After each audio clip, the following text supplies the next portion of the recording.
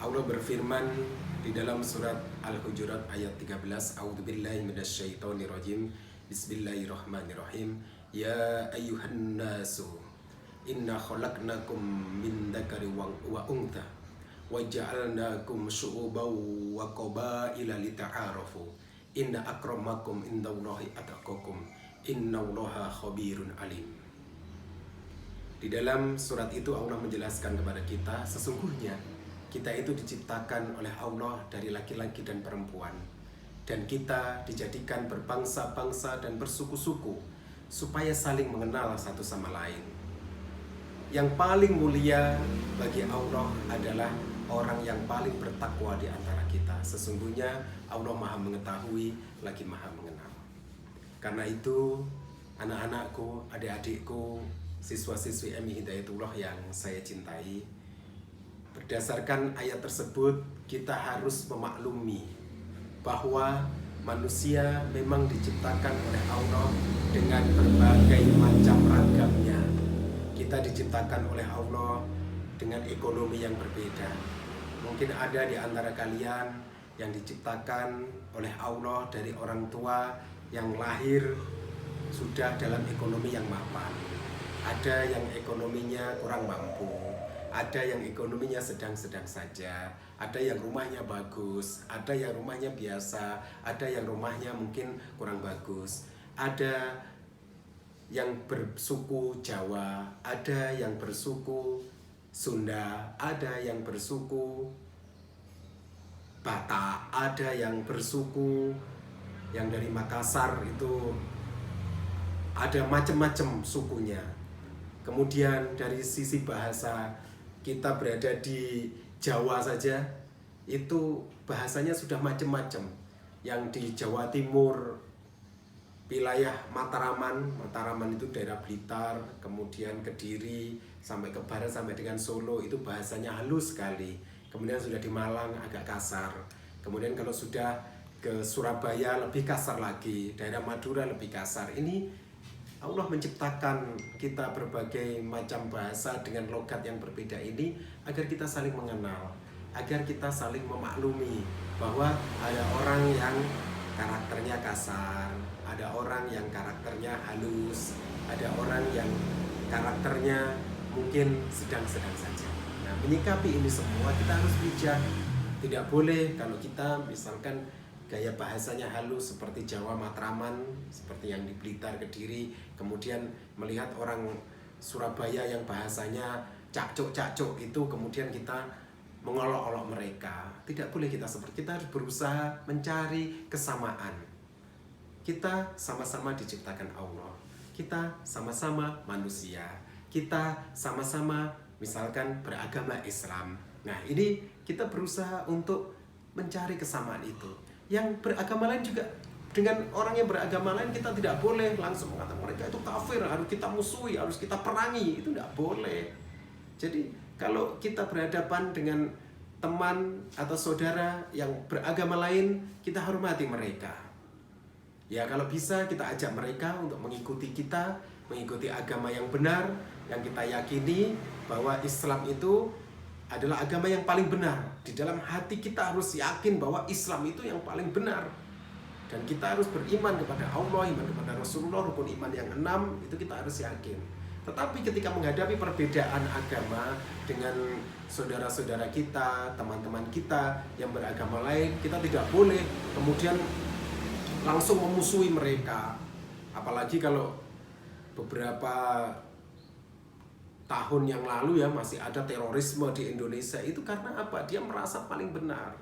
Kita merasa benar, Islam itu benar, tetapi kita tidak boleh merasa paling benar sendiri dan menganggap yang lain itu salah. Ada sebuah cerita, ada seorang ulama yang ditanya oleh santrinya, "Ya Syekh, bagaimana menurut Syekh orang yang mengebom terhadap orang-orang yang kafir itu? Bom bunuh diri seperti di bom Bali, kemudian di Surabaya kemarin ada sekeluarga yang mengebom gereja bersama anak, istri dan suaminya."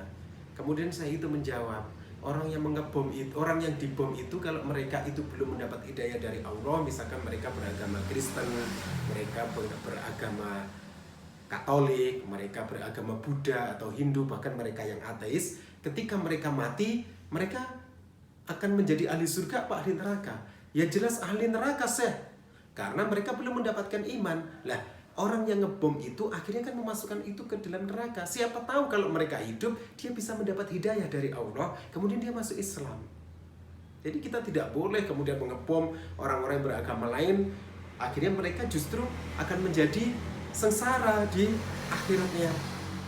Nah, maka dari itu kita tidak boleh merasa paling benar kemudian berbuat seperti itu. Kita juga bisa melihat ada negara yang dulu indah sekali tempatnya, pantainya indah, kotanya megah seperti Jakarta, kemudian tempat wisatanya banyak. Demikian indah, 5 tahun yang lalu negara ini demikian indah kalau kita datang ke sana seperti surganya dunia. Tetapi karena penduduknya merasa paling benar, merasa mereka paling bisa,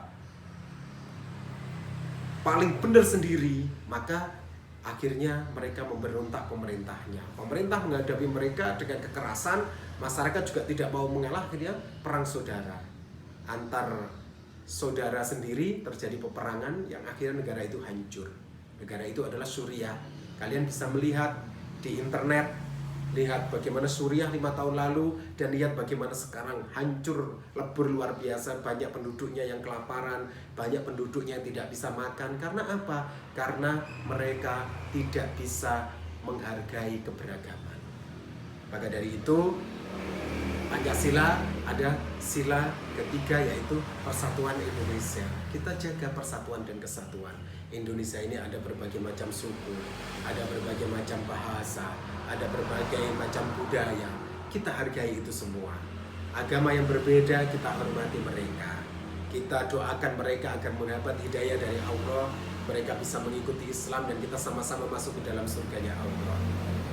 Budaya yang berbeda, kita hargai budaya mereka. Memang diciptakan dengan budaya yang berbeda itu agar kita bisa menjadi satu khasanah perbedaan yang kemudian beda itu ketika menyatu menjadi sebuah kenikmatan yang luar biasa. Ketika bahasa yang berbeda, kita jadikan bahasa yang berbeda ini sebagai suatu keanekaragaman yang ada di Indonesia ini. Jangan sampai perbedaan itu justru menjadikan permusuhan. Saya juga berpesan kepada adik-adik yang saya cintai. Jangan kita merasa paling tinggi. Jangan kita merasa paling benar.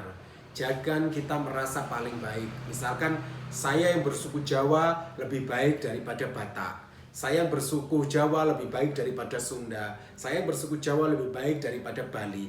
Jika ada merasa lebih baik dibanding yang lain atau terbaik dibanding yang lain, akhirnya merendahkan yang lain. Kalau sudah merendahkan yang lain, akhirnya menjadi kesombongan. Kalau kita sudah menjadi sombong, akhirnya kita merasa orang-orang itu rendah. Dan kemudian kalau itu terucap dalam ucapan kita, akhirnya melecehkan orang lain yang akibatnya menjadikan permusuhan. Jangan ada merasa paling. Saya merasa paling pintar. Kalau kita merasa paling pintar, maka orang lain kita anggap sebagai orang-orang yang bodoh. Kalau orang lain bodoh, maka berarti kita merendahkan mereka. Inilah yang bisa menjadikan permusuhan. Mari kita bijak menghadapi perbedaan. Ada teman yang di bawah kita, ada teman yang mungkin ekonominya di bawah kita, jangan kita merendahkan mereka. Mereka lebih bodoh, jangan kita rendahkan mereka, tetapi justru kita angkat mereka bagaimana dia agar dia bisa menjadi lebih baik, agar dia bisa menjadi lebih cerdas. Inilah pesan saya, mudah-mudahan ada guna dan manfaatnya. Sekali lagi, kita hargai perbedaan, kita hargai ketidaksamaan. Memang Allah menciptakan segala perbedaan ini agar menyatu menjadi satu, seperti masakan ibu kita di dapur. Ada tumbar, ada lombok, ada garam, ada gula. Semua itu kalau sendiri-sendiri kita makan rasanya tidak enak, tetapi ketika bercampur menjadi satu masakan akan terasa menjadi nikmat. Mudah-mudahan